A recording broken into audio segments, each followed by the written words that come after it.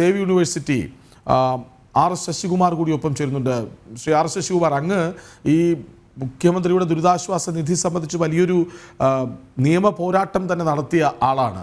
നോക്കൂ, ഇപ്പോൾ വയനാട് ദുരന്ത പശ്ചാത്തലത്തിൽ മാത്രം 663 കോടി രൂപ, അതാണ് ഞാൻ പറഞ്ഞു വന്നതും. അതായത് ഏറ്റവും സാധാരണക്കാരുടെ പണം പോലും അതിലുണ്ടാകുമല്ലോ. കാരണം വയനാടുണ്ടായ ദുരന്തത്തിൻ്റെ ആഴം കണ്ട് ആ സമയത്തുള്ള മാനസികാവസ്ഥയിൽ സഹായിക്കണമെന്ന ഒറ്റ ചിന്തയാൽ അവരെല്ലാവരും ചേർന്ന് ഉണ്ടാക്കിക്കൊടുത്ത ഒരു തുകയാണ്.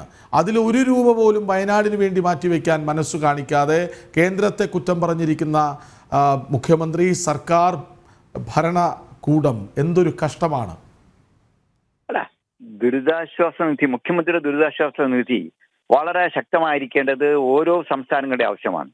കാരണം ഓരോ സംസ്ഥാനത്തും ഉണ്ടാകുന്ന പ്രകൃതി ദുരന്തമായാലും അതേപോലെ തന്നെ മറ്റു രീതിയിലുള്ള അത്യാഹിതങ്ങൾ ഉണ്ടായാലും ജനങ്ങൾക്ക് ആശ്വാസം കിട്ടുന്നതാണ് മുഖ്യമന്ത്രിയുടെ ദുരിതാശ്വാസ നിധി. അതിന്റെ ഫണ്ട് മുഴുവനും സ്വരൂപിക്കേണ്ടത് അതത് സംസ്ഥാനങ്ങൾ തന്നെയാണ്.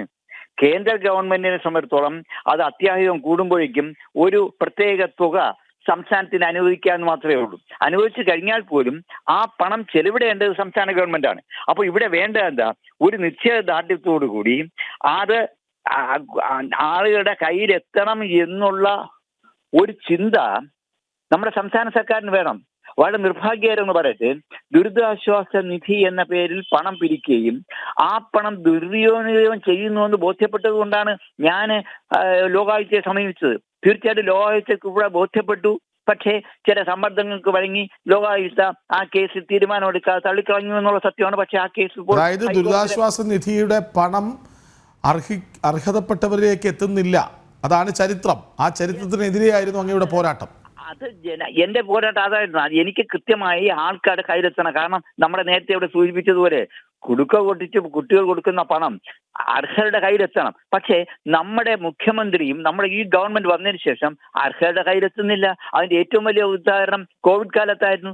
കോവിഡ് കാലത്ത് കിട്ടിയ പണം മുഴുവനും ഏത് രീതിയിൽ വിനിയോഗിച്ചു എന്നറിയാം. PPE കിറ്റ് 400 രൂപയുടെ PPE കിറ്റ് 2000 രൂപ കണക്കെഴുതിയ സർക്കാരാണ്.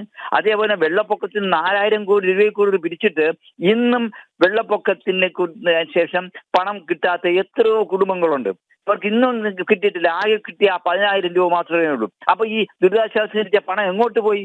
ഇപ്പോൾ നമ്മുടെ വയനാട് ദുരന്തം വന്നതിന്റെ അന്ന് വൈകുന്നേരം തന്നെ മുഖ്യമന്ത്രി പ്രഖ്യാപിച്ചു എല്ലാവരും കൈയങ്ങി സംഭാവന ചെയ്യണം.